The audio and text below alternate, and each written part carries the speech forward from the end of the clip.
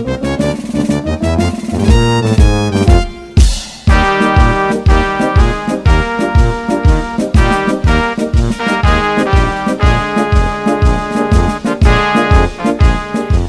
ngayon mga giliw naming tagapakinig, narito na ang pangatlong kabanata ng ating kwento na pinamagatang Attorney Tomas sa pakikipagsapalaran ni Kapitan Karyong!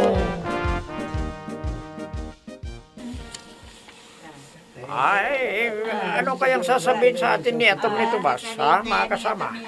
Ano kayang sasabihin niya sa atin? Magandang araw sa inyong lahat. Gusto kayong makausap ni Attorney Tomas dahil may malaga daw siyang sasabihin sa inyo. Ito'y tungkol sa nalalapit ng 2025 barangay eleksyon. Magbibigay na yata sa atin ng ayuda, no? Maganda ito, mga kasama. Magbibigay yata sila ng ayuda. Tumahimik lang po tayo ng kaunti. At narito na ang ating panauhing tagapagsalita sa araw na ito. Walang iba kundi si Attorney Tomas Carapas. Salubungin natin ng masibagong palakpakan. Buenas tardes, amigos. Sa araw na ito ay... may pulis! Pulis! Pulis! Anong nangyari? Bakit Si Tomas tumakbo! Attorney! Bakit kayo tumakbo? Sa sandali lang. At susundan ko, baka mapalo siya. Dito lang kayo, ha? Nako, Abogado Tomas, ano pong problema natin, ha? Oo nga naman, Abogado Tomas Carapas. Kagawad na siyang. Kagawad na daw. Hindi totoong pulis ang iba dyan, ha? Mga piki sila. Gusto nila akong patayin. Bakit naman kanila papatayin, ha? May kasalanan ka ba sa kanila, Abogado Tomas? Wala akong kasalanan sa kanila. Pero sila, may kasalanan sila sa akin. Kaya itago niyo ako sa kanila, ha? Mga piking pulis ang mga yan. Ganun ba? Pare Asyong, kailangan mai-report ka agad sila sa tunay na pulis. Nako, huwag din yung gagawin yan. Baka madamay kayo. Dahil sindikatong mga yan, may kilala silang totoong pulis at may kilala din silang totoong sundalo. Kaya huwag na huwag ninyong sasabihin na ako si Attorney Tomas Carapas, ha? Huwag ninyong sasabihin sa kanila. Delikado!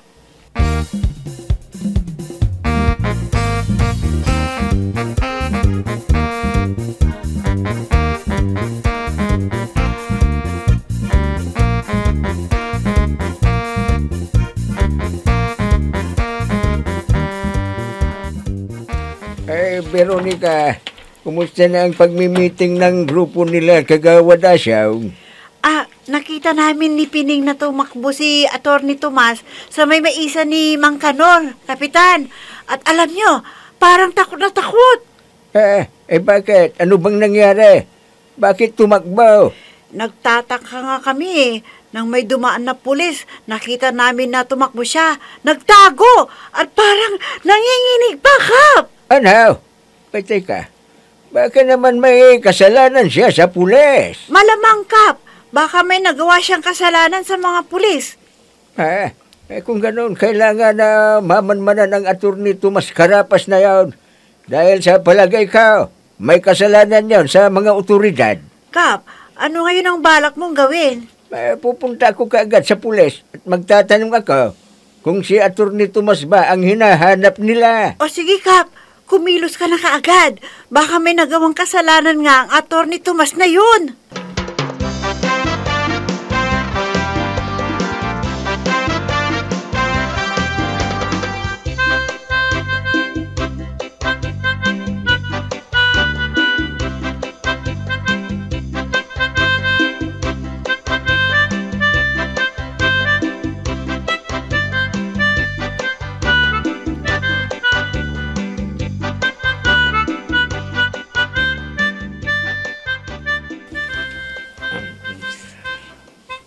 Maupay nga hapon sa inyo, Kapitan Karyom.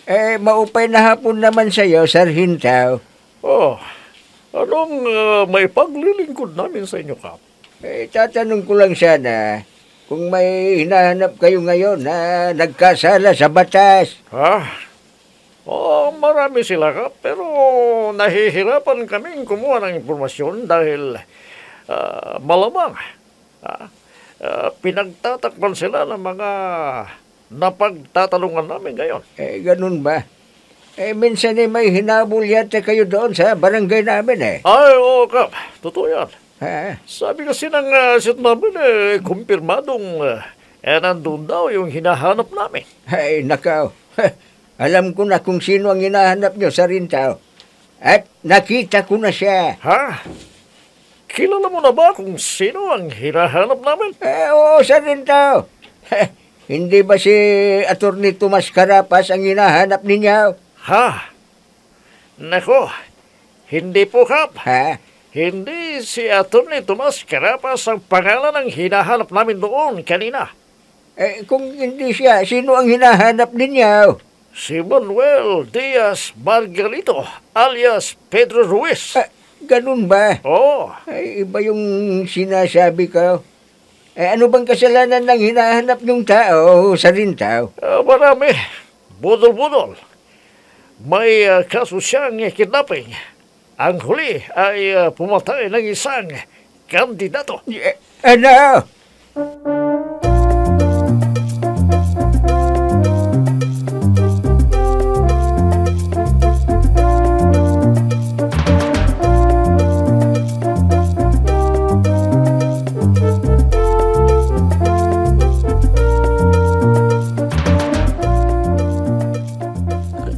Karen, nandito ka pala? Nakita kong kasabay mo si Kap. Nakapag-report na ba siya sa pulis? Hindi ako sa Karen. Ako si Melinda. Ha? Ikaw pala, Melinda. Kasama ka ba ni Kap na nag-report sa pulis? Oo, Pining. Pero, hindi pala si Atty. Tomas ang hinahanap ng mga pulis eh. Iba pala. Pero pinag-iingat ang mga taga-barangay natin. Dahil nandito raw yung hinahanap nilang wanted. Ano?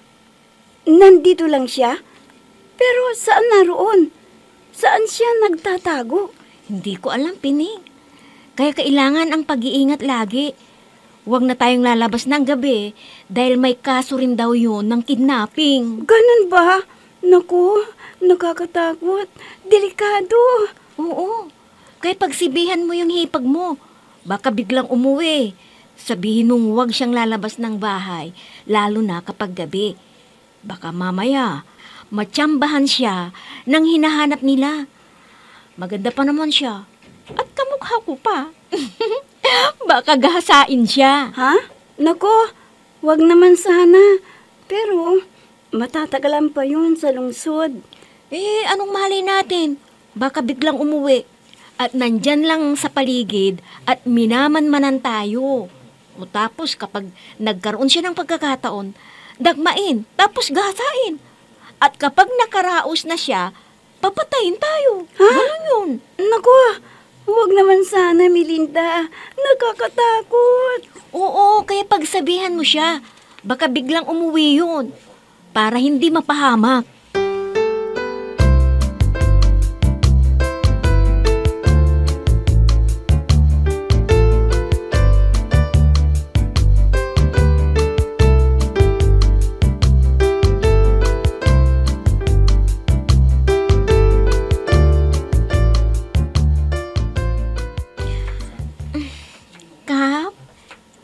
Ayan, namasahin na kita. Yung sinabi ng pulis kanina, kailangang magmanman tayo. Baka biglang nasa harapan na natin ang wanted na hinahanap ng mga pulis. Delikado. Kidnapper pala at mamamatay tao yun. Oo, Melinda.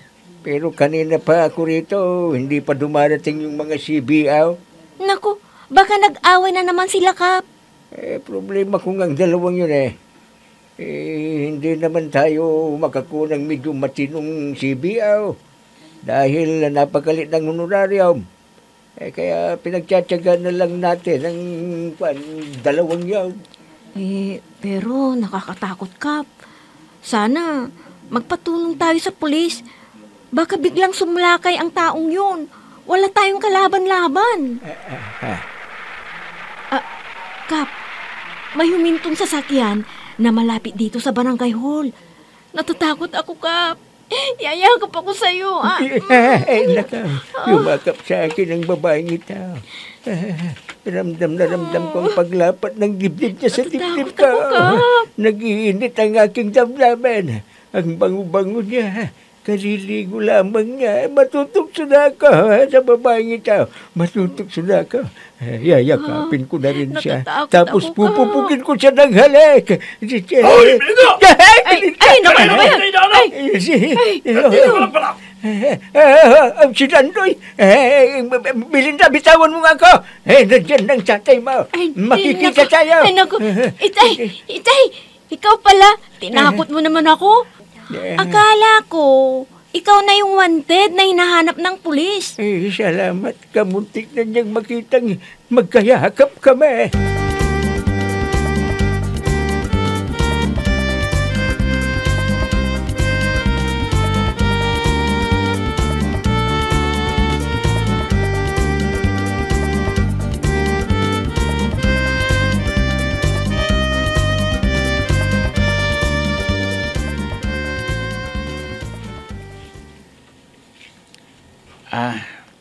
Attorney Tomas, wala na po ang mga peking polis. Nakalis na po sila.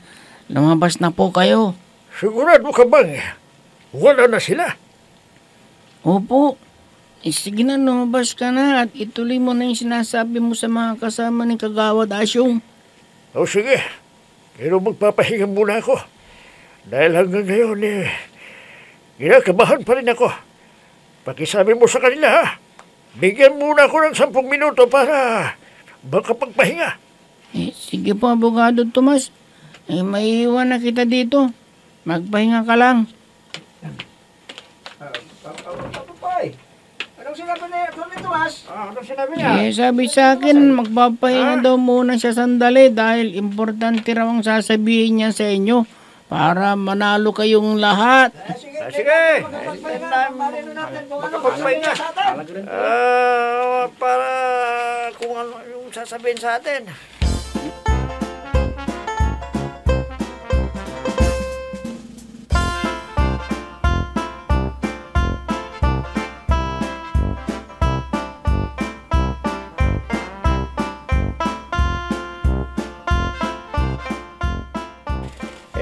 Pare Adong, anong masasabi mo sa paliwanag ni Atty. Tomas Carapas? Medyo mabigat ang kondisyon niya, pare. Ah? Pero sigurado. Oo, pare.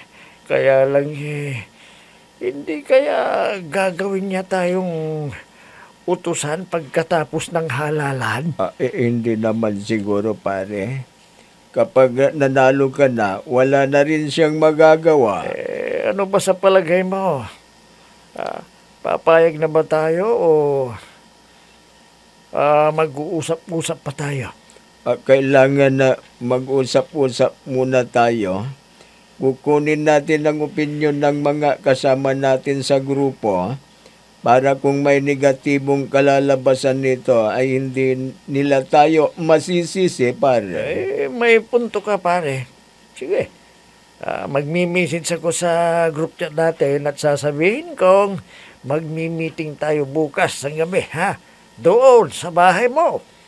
Sige, pare. Ha?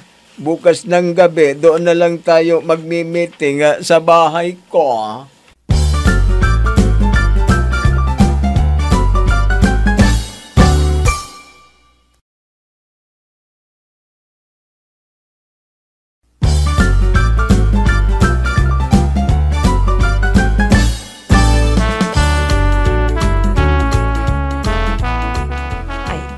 Ay, Bibang, nadaan ako sa bahay ni Kagawad Adong. Ang daming tao. Ano kayang meron doon? Ayon kay Ambring, nagmi-meeting daw ang grupo nila Kagawad Asyong. Na naman, talagang kinakabahan na sila. Pati si Karyong, halos hindi na makatulog sa kakaisip na nalalapit ng barangay eleksyon. Sino ba naman ang makakatulog sa ganyang sitwasyon? Maraming nagsasabi na tatalunin na raw ni Kagawad Asyong si Kapitan. Mga hunghang, hindi nila alam na nandito lang ang mabigat na kalaban nila. Oo nga Ate Punyag. Magugulat na lang sila kapag nakita nila ang mga tarpulin mo na nakakabit sa mga bahay-bahay at poste. At saka masyadong maaga pa. Mauuna pang national election. Oo nga sige. Hayaan na lang natin silang mag-away-away na magsisiraan sila. Samantalang tayo nakakatulog ng mahimbing. Kailangan pagbutihin mo ang mga panyabibang. Gusto kong manalo ka rin. Kailangan ikaw ang magiging first kagawad. Para kapag nagbakasyon ako, ikaw ang OIC.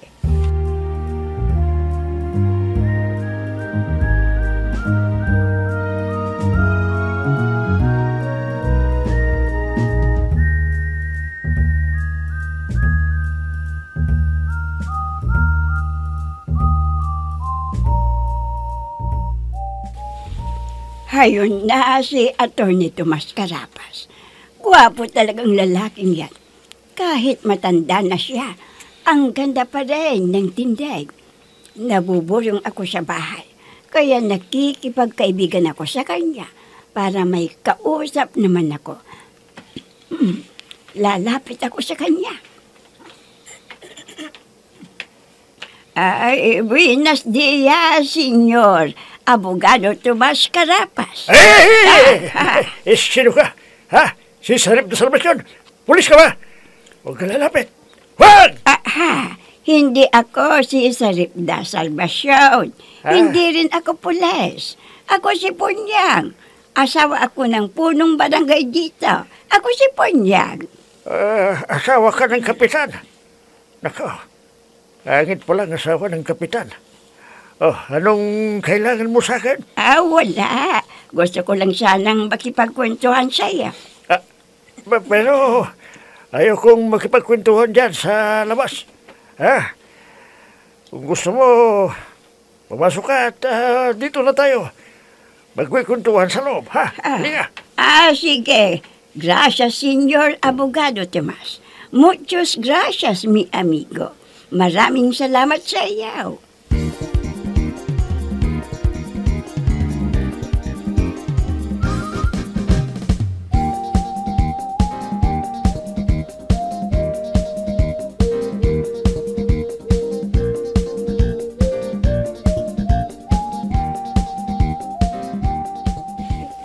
Ay, Kapitan! Kapitan!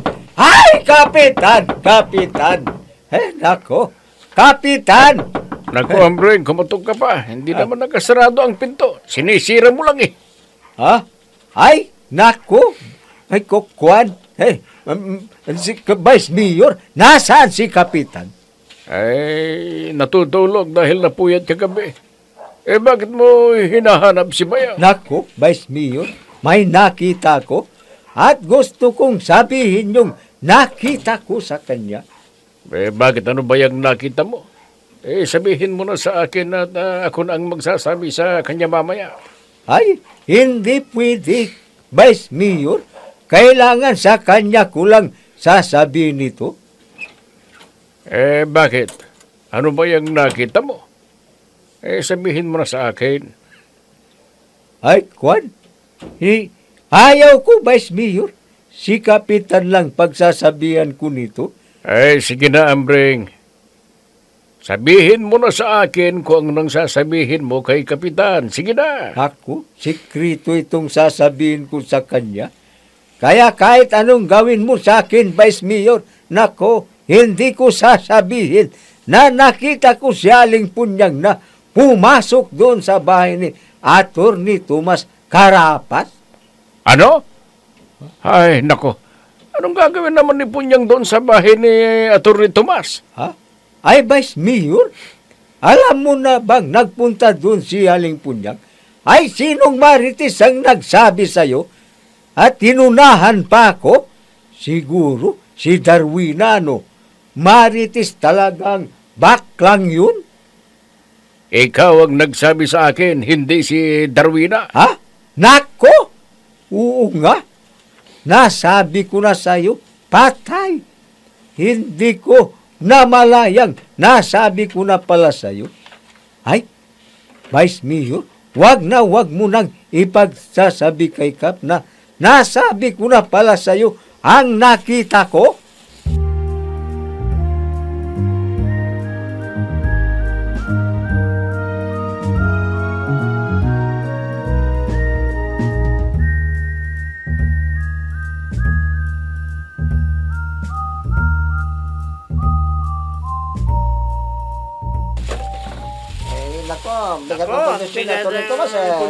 Kondisyon sa atin para mapanalo tayo pala, mga kasama. Napakaganda ng alok ni Atty. Tomas. Gamitin na lang natin yung campaign pan na ibinigay ni dating Vice Mayor Timprosio para ibayad natin sa serbisyo Pero niya. kagawad, parang mahal ang singil niya. Yung sinisingil sa atin, mahal yun. Parang mahal. Alam nyo mga kasama, medyo mahal ng konti kung ibabayad natin lahat ng campaign fund natin sa kanya. Pero sigurado naman na panalo tayong lahat at walang matatalo. Kaya pagka-isa na lang natin yung desisyong ito, ha? Dahil ayaw kong matalo. Gusto kong maging kapitan. Kung matatalo ako, baka hindi na ako kakandidato sa susunod na halalan.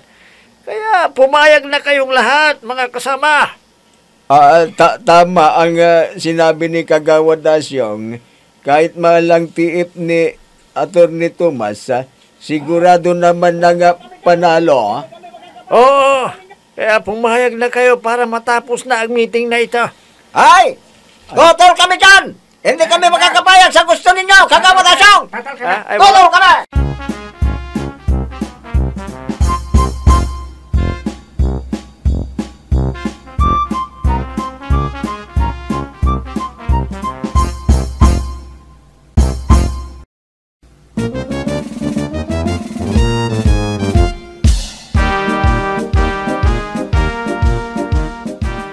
Hindi na kaya may pipilit ni Kagawad Dasyong ang nais niya na mangyari sa kanilang grupo. Mga giliw naming tagapakinig, abangan ang susunod na kabanata ng ating kwento na pinamagatang Atty. Tomas sa pakikipagsapalaran ni Kapitan Karyong! Mga nagbibigay buhay sa ating dula ay sina Mayra Abrihal Narnola, Susan Malikdam, Robert D. Guzman, Ami Diaz, Oscar Ora, Jun Cabato, Technical Supervision at sa musika ni Oscar Ora, nilapatan ng tunog ni Robert D. Guzman, mula sa panulat at direksyon ni Oscar Ora, Kapitan Karyong! Inihahandog sa inyo ng F3 Recording Studio para sa Pambansang Radyo ng Pilipinas, Bombo Radio Philippines!